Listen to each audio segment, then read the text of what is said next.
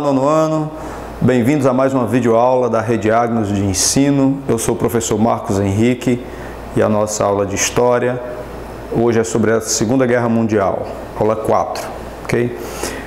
Para falar sobre a Segunda Guerra Mundial é necessário a gente ter alguma dimensão sobre todos os conflitos, ou boa parte dos conflitos que antecederam a Segunda Guerra Mundial.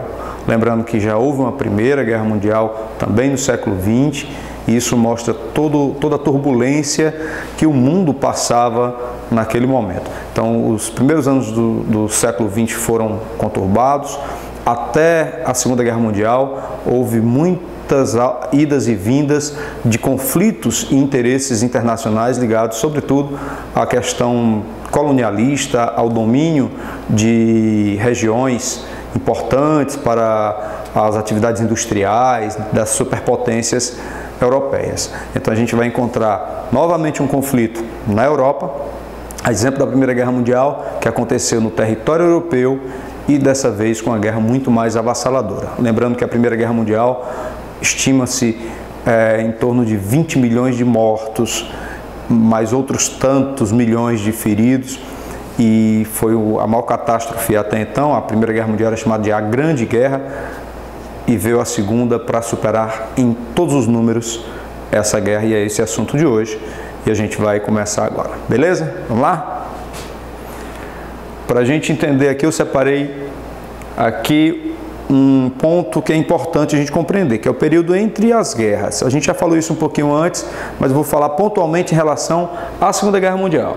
O período entre guerras, as tensões das nações europeias continuavam, permaneciam, embora tivesse ocorrido a Primeira Guerra Mundial e o fim da Primeira Guerra Mundial com a assinatura do Tratado de Versalhes sinalizasse o fim desses conflitos. Na verdade, eles foram colocados para debaixo do tapete, ou seja, esses conflitos, aparentemente, eles tinham sido apaziguados, porém, existia um ar de insatisfação no ar e o desejo de continuar buscando novas áreas para influenciar dentro de uma política imperialista. Aquela política lá do final do século XIX, ela continua a permanecer mesmo depois da Primeira Guerra Mundial, e alguns fatores vão ser decisivos para que isso vá eclodir na Segunda Guerra Mundial, beleza?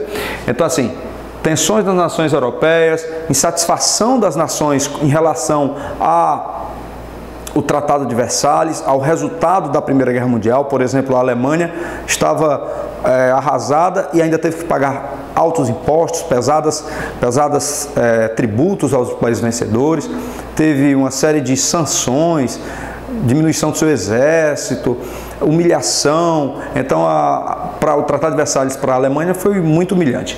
E, por outro lado, países como a Itália, que não, apesar de ter começado a guerra ao lado da Alemanha, depois ela mudou de lado e fez parte dos países vitoriosos, mas não teve as suas necessidades garantidas assim pelos países vencedores, ou seja, fez parte dos países que venceram a Primeira Guerra Mundial, mas na partilha do bolo, na partilha da vitória, não teve as áreas de influência que desejavam adquirir com a vitória na Primeira Guerra Mundial. Portanto, existiam vários fatores, entre eles esses da insatisfação de vários países com o resultado, sobretudo, do Tratado de Versalhes, tá? E aí a gente tem aqui alguns eventos também que aconteceram nesse período entre as guerras, que impulsionaram, que intensificaram ainda mais esse processo, que é extremamente importante para a gente compreender como começou a Segunda Guerra Mundial.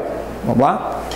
Aqui, ó. Separei aqui 4 eventos dos mais importantes. Ocorreram outros conflitos e tal, mas esses eventos são imprescindíveis para a gente ter essa dimensão do porquê a Segunda Guerra Mundial, ou porquê o fortalecimento das potências europeias que terminaram entrando no conflito, já que, lembrando para vocês, a Segunda Guerra Mundial acontece na Europa novamente, com países industrializados disputando áreas de influência, querendo ali conquistar mais poder econômico, formar impérios como o Terceiro Reich na Alemanha, que a gente vai falar já já sobre ele.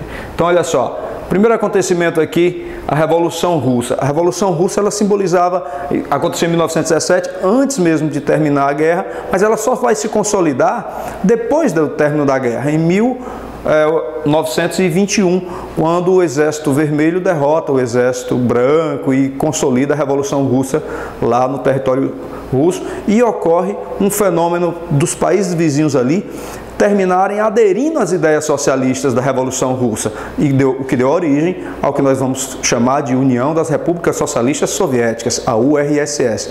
E isso vai causar um tremendo, vai causar um impacto muito intenso nas sociedades europeias, nos países europeus. Por quê? Muitos países vão temer que essas ideias socialistas cheguem para a sociedade e que os trabalhadores de seus países se levantem contra os patrões, se levantem contra o capitalismo e queiram implementar ideias de igualdade social, de fim da miséria, melhorias da condição dos trabalhadores. E isso vai causar uma grande insatisfação, uma inquietação entre os países, sobretudo os europeus. Isso vai acontecer também nos Estados Unidos, aqui no Brasil, em vários lugares. Então, a Revolução Russa termina impactando aí a sociedade global, mundial, de forma a causar preocupação sobre as novas ideias que começam a se espalhar por todo o mundo. Tá?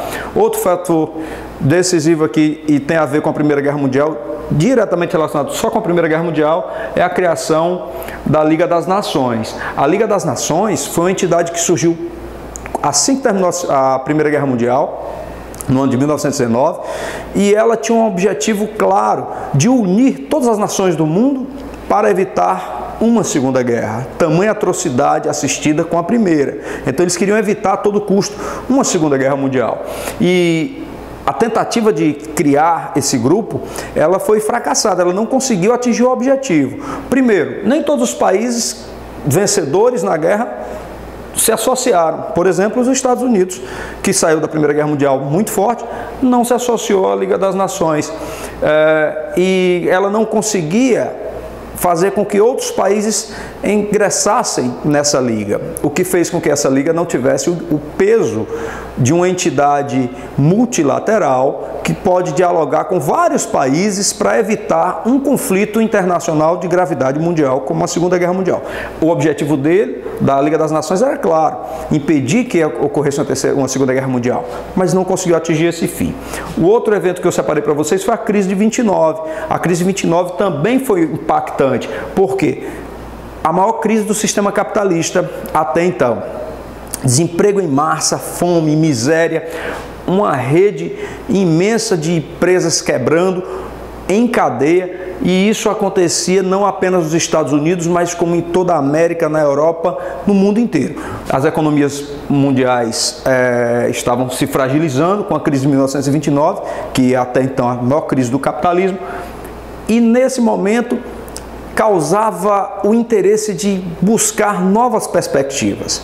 E nessa busca de novas perspectivas, a gente vai encontrar aí soluções as mais diversas, entre elas o nazismo e o fascismo, que são justamente os regimes totalitários que mais cresceram com o evento da crise de 29, beleza?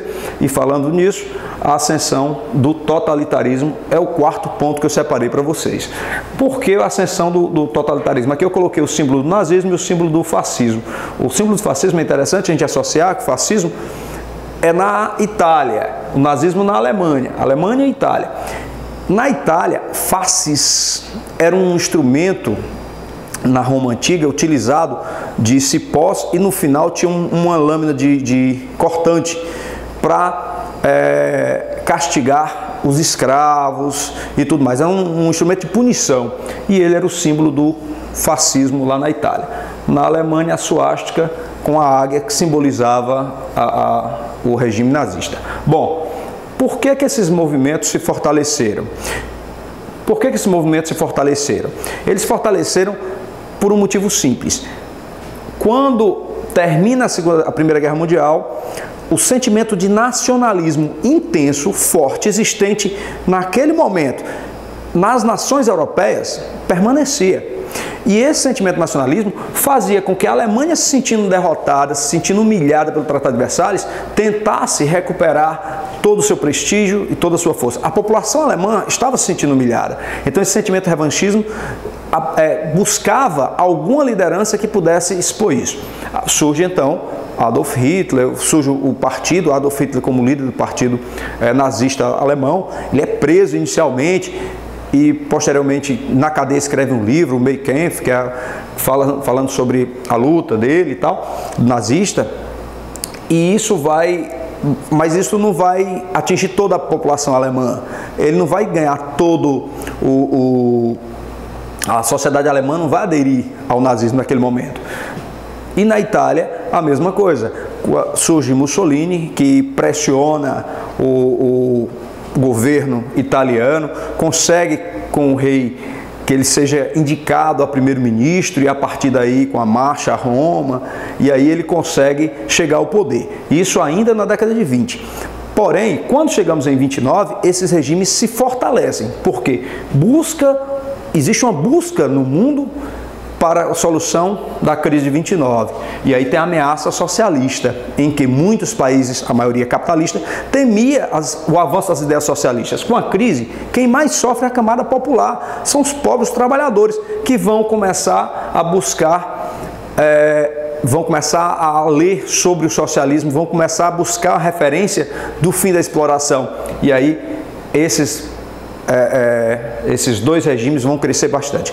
Só para fazer uma observação importante, quando eu falo em regime totalitário, a gente tem que falar da União Soviética, porque a essa altura também era um regime totalitário, só que fechado, consolidado dentro da União Soviética e dos países do leste europeu, nem todos que compunham a União Soviética no futuro, mas muitos países do leste europeu também eram seguidores da União Soviética e eram regidos pelo poder do líder Joseph Stalin. Portanto, existia todos esses fatores aí que favoreceram a Europa no período entre guerras, ok? Então, pessoal, como a gente estava falando, todos aqueles fatores do entre guerras fizeram com que as tensões aumentassem na Europa e no mundo, que culminaram na Segunda Guerra Mundial.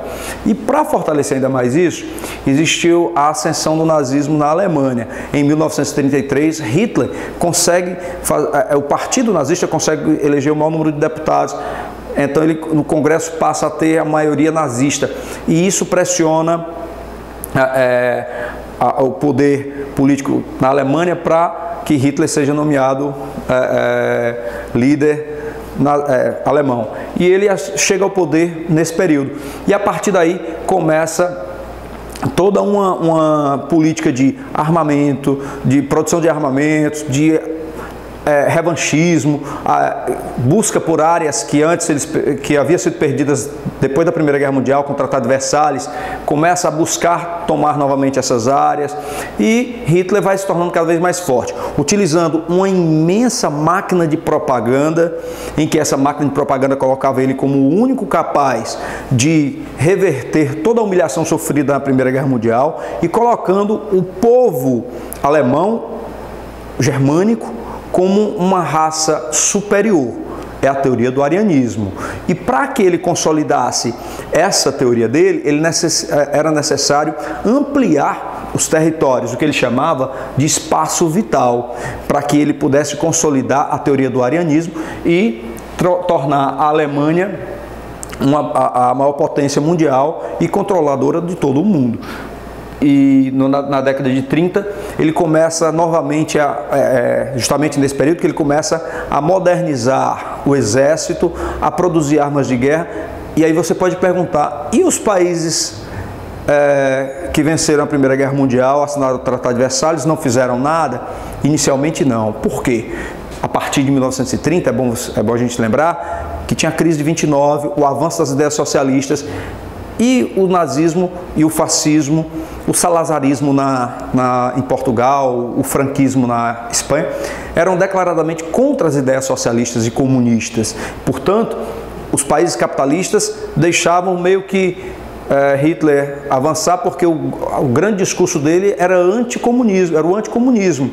E também, outro fator importante é que tentava-se a todo custo evitar um novo confronto, tentava-se dialogar, construir uma possibilidade, um diálogo para evitar uma guerra, nos moldes que aconteceu a Primeira Guerra Mundial, que foi avassaladora, terrível para todos os países, sobretudo os países europeus. Beleza? Então, essa é a tônica desse momento e que vai impulsionar o surgimento, ou o início da Segunda Guerra Mundial, que a gente vai falar no nosso próximo encontro. Valeu, galera. Até a próxima. Lembrem-se, cuidem-se, mantenham o distanciamento social, cuidado com a higiene, lave bem as mãos, evite tocar no rosto quando estiver andando, quando formos liberados para andarmos por aí, usar as máscaras sempre. E é isso. Valeu, até a próxima.